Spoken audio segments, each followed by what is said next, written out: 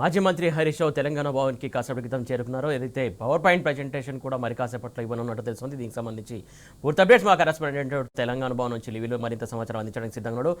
Levy చెప్పండి, కాసేపటి క్రితం హరీష్ రావు తెలంగాణ భవన్కు చేరుకున్నట్టు తెలుస్తుంది. అలాగే మరి కాసేపట్లో కూడా పవర్ పాయింట్ ప్రజెంటేషన్ కూడా ఇవ్వనట్లు తెలుస్తుంది. దీనికి సంబంధించి డీటెయిల్స్ ఏంటి?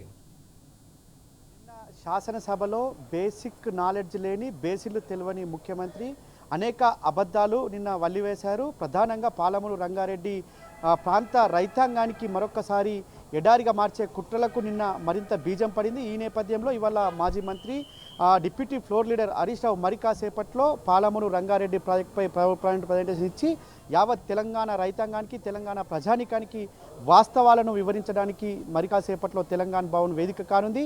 ఇప్పటికే పాలమూరు రంగారెడ్డి విషయంలో ఇటు ఏపీ జలదోపిడీ చేస్తుంటే రాష్ట్ర ప్రభుత్వం రహదారిలా వారికి రాచబాట వేస్తుంది. మరోపక్క కేంద్ర ప్రభుత్వం చెప్పినట్లుగా ఇవాళ రాష్ట్ర ప్రభుత్వం అవలంబించడం తెలంగాణ రాష్ట్ర రైతాంగానికి తీరని ఒక లోటుగా ఉండనుంది, తీరని నష్టం కలిగించే విధంగా ఉంది. ఈ నేపథ్యంలో మరి కాసేపట్లో ప్రజెంటేషన్కి సంబంధించి మనతో మాట్లాడడానికి బీఆర్ఎస్ రాష్ట్ర నాయకులు రాకేష్ రెడ్డి గారు, చెప్పనన్న ప్రధానంగా నీటిపారుదల రంగ విషయంలో మీరు కూడా చాలా పర్యటన చేశారు. ఈ నేపథ్యంలో నిన్న ముఖ్యమంత్రి మాట్లాడిన మాటలు ఏ విధంగా అర్థం చేసుకోవచ్చు? ముఖ్యమంత్రి గారి మాటలు మొత్తము అబద్ధాల ప్రవాహంలాగా ఉన్నది. ఆయనకు నీటి ప్రాజెక్టుల విషయంలో, సాగునీటి రంగం విషయంలో ఏబీసీడ్లు కూడా తెలియదు. పాపం ఉత్తమ్ కుమార్ రెడ్డి బాగా ప్రిపేర్ అయ్యి ఈయన కొంత ఇన్ఫర్మేషన్ ఇచ్చేటువంటి ప్రయత్నం చేసిండు. ఇక దాన్ని పట్టుకొని ఇక మొత్తం దానికి అబద్ధాలు జోడించుకుంటూ ప్రజల్ని ఏదో తప్పుదో పట్టించాలనేటువంటి ఒక ప్రయత్నం చేసిండు. అది కాక కేసీఆర్ గారి మీద మళ్ళీ బూతు పురాణం మొదలుపెట్టాడు. లావులో తొండల్లో రిచుడు అయిపోయింది, గుడ్లు బీకి గోళీలాడు అయిపోయింది, పేగులు మెడకేసుకుండా అయిపోయింది. ఇప్పుడు నాలుక జీరే కాడికి వచ్చింది కథ. పాపం స్టేషన్లో ఏడుపులు పొడబొబ్బలు పెడుతున్నాడు. ఇది ప్రజలందరికీ అర్థమైపోయింది. కేసీఆర్ గారి మీద నోరు బారేసుకుంటే నేను పెద్ద నాయకుడిని అవుతా అని ఆయన అనుకుంటున్నాడు. తెలంగాణ విషయంలో, తెలంగాణ నీటి విషయంలో, తెలంగాణ సాగునీటి రంగం విషయంలో కేసీఆర్ గారి మీద మాట్లాడితే అది సూర్యుని మీద ఉమ్మేసినట్టు అవుతుంది, పర్వతాన్ని శపించినట్టు అవుతుంది తప్ప మరి ఇంకోటి కాదు. ఎందుకంటే కేసీఆర్ గారికి తెలంగాణకు ఉన్నది ఉత్తుత్తి బంధం కాదు, ఉద్యమ బంధం, పేగు బంధం. తెలంగాణకు అన్యాయం జరిగితే ఎట్టి పరిస్థితుల్లో కేసీఆర్ గారు ఊరుకోరు అనేటువంటి విషయం ఈరోజు తెలంగాణ గ్రామాన తెలుసు. అలాంటి నాయకుని పట్టుకొని ఈరోజు నోరు జీరుతా అంటాడు. ఎందుకు? పాలమూరి రంగారెడ్డి విషయంలో మీరు ఏ రకంగా తెలంగాణకు ద్రోహం చేసి తెలంగాణ 90 టీఎంసీల పూసగుచ్చినట్టు కేసీఆర్ గారు ప్రెస్ మీట్లో బయటపెట్టిండు. కాబట్టి ఇప్పుడు ఊపిరి ఆడక కేసీఆర్ గారి మీద నోరు బారేసుకునేటువంటి ఒక ప్రయత్నం చేస్తూ ఉన్నారు. తెలంగాణ ప్రధానంగా 45 టీఎంసీలకు ఒప్పుకున్నామని స్పష్టంగా శాసనసభ సాక్షిగా చెప్పడం ఎట్లా చూడవచ్చు? ఇక ఇప్పుడు ఆయనకు తెలంగాణ మూలాలున్నా, తెలంగాణ ఉద్యమ నేపథ్యం ఉన్నా కూడా తెలంగాణ పట్ల ప్రేమ ఉన్నా మనం అర్థం చేసుకోగలుగుతాం. తెలంగాణ కోసం కొట్లాడుతున్నాడు అని చెప్పేసి. అరే తెలంగాణ జై తెలంగాణ నినాదం ఎత్తుకున్నటువంటి సందర్భంలో ఆయన తెలంగాణ వాదుల మీదకి, తెలంగాణ ఉద్యమకారుల మీదకి రైఫిల్ ఎత్తుకొని పోయినటువంటి చంద్రబాబు నాయుడు శిష్యుడండి ఆయన తెలంగాణ వంతపాడతాడా లేకపోతే ఆంధ్రాకు వంతపాడతాడో మనందరికీ తెలుసు. ఇకపోతే కేసీఆర్ గారు నాలుక జీరుతా అంటాడు. అంటే తెలంగాణకి ఎప్పుడు అన్యాయం జరిగినా కూడా తెలంగాణ పక్షాన, తెలంగాణ ప్రయోజనాల కోసం కొట్లాడేది కేసీఆర్ గారు. తెలంగాణకు ఉన్నటువంటి బలమైన ఏకైక గొంతు కేసీఆర్. కాబట్టి కేసీఆర్ గారు గొంతు నొక్కితే, వారు నాలుక చీరిస్తే ఇక మనము ఎన్ని కుట్రలైనా చేయొచ్చు, ఎంత దోపిడీ అయినా చేయొచ్చు, మన దోపిడీకి అడ్డుండదు అనేటువంటి ఒక ఆలోచనతోని రేవంత్ రెడ్డి గారు ఇట్లా మాట్లాడుతున్నారు. గతంలో కూడా కేసీఆర్ గొంతు నక్కితే సరిపోతుంది, తెలంగాణ వాదం పడిపోతుంది, తెలంగాణ చిత్తైపోతుంది చేసినటువంటి ఆంధ్ర నాయకుల ఎత్తులను చిత్తు చేసినటువంటి నాయకుడు కేసీఆర్ గారు. నలుగురు ముఖ్యమంత్రులు కూడా కేసీఆర్ గారు గొంతు నొక్కాలని, కేసీఆర్ గారు నాలుక చీరాలని ప్రయత్నం చేసిండ్రు. పాపం ఎల్లెలుక పడ్డారు, బోర్ల బొక్కలు పడ్డారు. మరి ఇప్పుడు ఈయన 5వ ఈయన కూడా కేసీఆర్ గొంతు నొక్కితే అయిపోతుంది, కేసీఆర్ నాలుక చీరితే అయిపోతుంది, తెలంగాణకు గొంతు లేకుండా పోతుంది, అప్పుడు మా దోపిడీకి అడ్డు లేకుండా పోతుంది అనేటువంటి ఒక దురాలోచన ఈరోజు మరి రేవంత్ రెడ్డి గారు చేస్తున్నారు. ఇది యావత్ తెలంగాణ మొత్తం కూడా అర్థం చేసుకుంటున్నది. కాబట్టి దానికి ధీటైనటువంటి సమాధానం చెప్పడానికి ఇది తెలంగాణ ప్రజలే సిద్ధమవుతున్నారు. పాలమూరు రంగారెడ్డి ఎట్లా పడావు పెడతారని అడుగుతున్నాం మేము.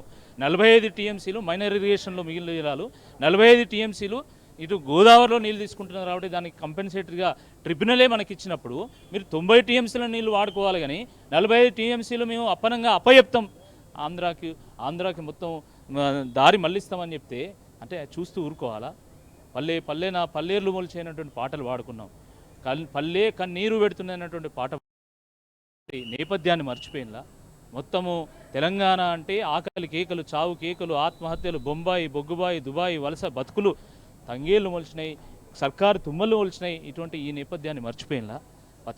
ఆ బీడుపడ్డ తెలంగాణను కేసీఆర్ గారు పచ్చబడేసిండు. ఆకలి కేకల తెలంగాణ, అన్నపూర్ణ తెలంగాణ మార్చిండు. 60 లక్షల మెట్రిక్ టన్నుల ధాన్యం పండించేటువంటి తెలంగాణ ఈరోజు 3 కోట్ల మెట్రిక్ టన్నుల ధాన్యం పండించేటువంటి తెలంగాణగా మారింది, అన్నపూర్ణగా మారింది, ధాన్య భాండాగారంగా మారింది. అది దేనివల్ల? కేసీఆర్ గారు సాగునీటి విషయంలో చేసినటువంటి కృషి వల్ల అనేటువంటి వాస్తవాన్ని మర్చిపోయి ఈరోజు కేసీఆర్ గారు అన్యాయం చేసినని మాట్లాడితే అంటే తెలంగాణ సమాజం కళ్ళు మూసుకొని ఉన్నదా అండి? నాకు అర్థం. అసలు కేసీఆర్ తెలంగాణకు అన్యాయం చేసినట్టు ఎవడో నమ్ముతాడా? తెలంగాణ కోసము సాగు నోట్లో పెట్టి కొట్లాడినటువంటి నాయకుడు, ప్రాణం పెట్టి కొట్లాడినటువంటి నాయకుడు ఆయన తెలంగాణకు అన్యాయం చేసినట్టు ఎవడో నమ్ముతాడా? ఆయన అయితే గతంలో కేఆర్ఎంబికి ప్రాజెక్టుల అప్పగింతపై బీఆర్ఎస్ పార్టీ పోరుబాట పట్టింది. స్వయంగా కేసీఆరే నల్గొండ ఒక సింహగర్జన లాంటి పెద్ద ప్రోగ్రాం పెట్టుకోవడంతో ఆ కేఆర్ఎంబికి ప్రాజెక్టుల అప్పగింతపై అసెంబ్లీలో తీర్మానం చేశారు. ఇవాళ మళ్ళీ బంకచెర్ల పీబీ లింకు విషయంలో కూడా మళ్ళీ ఇదే విషయంలో ఇవాళ బీఆర్ఎస్ పార్టీ పోరాటం చేస్తుంది. కేసీఆర్ మళ్ళీ రంగంలో దిగడంతో నిన్న మళ్ళీ తీర్మానం చేయడం ఎట్లా అర్థం చేసుకోవచ్చు? అంటే తెలంగాణకు ఎప్పుడు నీళ్ళ విషయంలో కానీ, నిధుల విషయంలో కానీ, నియామకాల విషయంలో కానీ అన్యాయం జరిగితే అప్పుడు తెలంగాణ ప్రజల పక్షాన పోరాడింది కేవలం బీఆర్ఎస్ పార్టీ మాత్రమే. అది తెలంగాణ ఉద్యమ సందర్భంలో కానీ, తెలంగాణలో మనం పరిపాలన చేస్తున్నటువంటి సందర్భంలో కానీ, ఈరోజు రేవంత్ రెడ్డి గారు పరిపాలన చేస్తున్నప్పుడు మనం ప్రతిపక్షంలో ఉన్నటువంటి సందర్భంలో కానీ తెలంగాణ కోసం గర్జించింది కేవలం బీఆర్ఎస్ పార్టీ మాత్రమే, కేసీఆర్ గారు మాత్రమే. కేఆర్ఎంబీ విషయంలో కేసీఆర్ గారు మాట్లాడినారు, అప్పుడే మళ్ళీ దాన్ని వెనక్కి తీసుకున్నారు. దాని తర్వాత ఇప్పుడు పాలమూరు రంగారెడ్డి విషయంలో కేసీఆర్ గారే మాట్లాడుతున్నారు. మొన్నటిదానికి బనకచెర్ల విషయంలో కేసీఆర్ గారు, తర్వాత కేటీఆర్ గారు, హరీష్ రావు గారు మాట్లాడారు. కాబట్టి ఎప్పుడు తెలంగాణకు అన్యాయం జరిగినా కూడా మాట్లాడేది కేవలం కేసీఆర్ గారు మాత్రమే, కేసీఆర్ గారి పార్టీ మాత్రమే. కాంగ్రెస్ పార్టీ ఉన్నా కూడా వాళ్ళకు ఏం ప్రేమ ఉంటుందండి తెలంగాణ మీద? తెలంగాణ ఉద్యమం వచ్చిందే వాళ్ళ మీద తిరగబడ్డారు ప్రజలు. 70 ఏళ్ళలో 50 ఏళ్ళు పరిపాలించింది మీరే కదా, దీన్ని ఎడారిగా మార్చిందే మీరు కదా. అలాగే బీఆర్ఎస్ వర్కింగ్ ప్రెసిడెంట్ కేటీఆర్ కూడా హాజరవునున్నట్టు తెలిసింది. దీనికి సంబంధించి ఇప్పటివరకు ఎవరెవరు చేరుకున్నారో దీనికి సంబంధించి డీటెయిల్స్ ఏంటి? ప్రధానంగా పాలమూరు రంగారెడ్డికి జరిగే ద్రోహంపై బీఆర్ఎస్ అధినేత కేసీఆర్ ఒక జలసాధన ఉద్యమం లాగా చేయాలి. మళ్ళీ బీఆర్ఎస్ పార్టీ ఆనాడు ఏ విధంగా అయితే 2001 కృష్ణా జలాల కేటాయింపుల్లో ఆనాడు అన్యాయం జరిగింది, తెలంగాణకు ఉమ్మడి రాష్ట్రంలో జరిగిన ద్రోహాన్ని, ఉమ్మడి రాష్ట్రంలో జరిగిన నష్టాన్ని యావత్ తెలంగాణ ప్రజానికానికి వివరించి చెప్పిన అధినేత కేసీఆర్ ఆనాడు మళ్ళీ వాళ్ళ ఒక జలసాధన ఉద్యమం చేసి జలసాధన ఉద్యమంలో పూర్తిగా తెలంగాణ నీటి కేటాయింపులు, నీటి హక్కులను కాపాడాల్సిన అవసరం బీఆర్ఎస్ పార్టీ ఉందని చెప్పేసి అధినేత కేసీఆర్ భావించారు. అందుకు అనుగుణంగా రకరకాల కార్యక్రమాలకు శ్రీకారం చుట్టారు. ఇప్పటికే నియోజకవర్గాల్లో అంటే ఇటు రంగారెడ్డి, మహబూబ్ నగర్, నల్గొండ 3 జిల్లాలకు సంబంధించి, కృష్ణా బేసిన్లో ఉన్న 3 జిల్లాలకు సంబంధించిన కార్యకర్తలకు, నాయకులకు, ముఖ్య నాయకులకు అంతా దిశానిర్దేశం చేశారు. ఆయా గ్రామాల్లో తెలంగాణ జలదోపిడీని ఏ విధంగా ఏపీ చేసుకపోతుందనే విషయంలో పూర్తిగా అవగాహన కలుపుకొని కింది స్థాయి రైతాంగానికి వివరించాలని చెప్పారు. ఈ నేపథ్యంలోనే ఒక వైపు అది జరుగుతున్నా కానీ వాళ్ళ మళ్ళీ కాంగ్రెస్ ప్రభుత్వం నిమ్మకు నీరెత్తినట్టు వివరించడం, నిన్న స్వయంగా ఆ శాసనసభలో నిండు శాసనసభలో 45 టీఎంసీలకు మేము ఒప్పుకున్నామని చెప్పేసి స్వయంగా ఒక ముఖ్యమంత్రి, రాష్ట్ర ముఖ్యమంత్రి చెప్పడం దీనికి నిజంగా ఒక సిగ్గుచేటుగా చెప్పుకోవచ్చు. ఈ నేపథ్యంలోనే బీఆర్ఎస్ పార్టీ మరింత వ్యూహంగా ముందుకెళ్తుంది. ఎట్టి పరిస్థితుల్లో తెలంగాణ రాష్ట్రానికి జరిగే నీటి కేటాయింపుల విషయంలో వెనక్కి తగ్గేది లేదని చెప్పేసి కూడా తేల్చి చెప్తుంది. ఖచ్చితంగా రాష్ట్ర రైతాంగానికి నష్టం జరిగితే ఊరుకునేది లేదు. ఖచ్చితంగా పూర్తిగా ఇవాళ నిర్లక్ష్యం చేస్తున్న పరిస్థితి కనిపిస్తుంది. అంతేకాకుండా ఇవాళ రాష్ట్ర రైతాంగానికి, ఇటు పాలమూరు రంగారెడ్డిలో ఉన్న రైతాంగానికి నష్టం జరిగితే ఖచ్చితంగా రాష్ట్ర ప్రభుత్వంపై, ఇటు రాష్ట్ర ప్రభుత్వం పైన, కేంద్ర ప్రభుత్వం పైన, ఏపీ ప్రభుత్వం పైన పోరాటం చేస్తాం. ఇప్పటికే బహిరంగ సభలకు కూడా ప్లాన్ చేసింది. ఇవాళ మరి కాసేపట్లో బీఆర్ఎస్ మాజీ మంత్రి ఎమ్మెల్యే హరీష్ రావు ప్రజెంటేషన్ ఇచ్చి పూర్తి వివరాలను యావత్ తెలంగాణ ప్రజానికానికి పాలమూరు రంగారెడ్డి ఇటు నల్గొండ రైతాంగానికి వివరించనున్నారు. ఇలా కాంగ్రెస్ ప్రభుత్వం చేసే మోసాలను, ఏపీ ప్రభుత్వం జలదోపిని, కేంద్ర ప్రభుత్వం సహకారాన్ని మూడింటిని కూడా ఇవాళ ప్రజాక్షేత్రంలోనే ఎండగట్టడానికి బీఆర్ఎస్ పార్టీ సిద్ధమైంది. Suresh. Right, thank you live-in.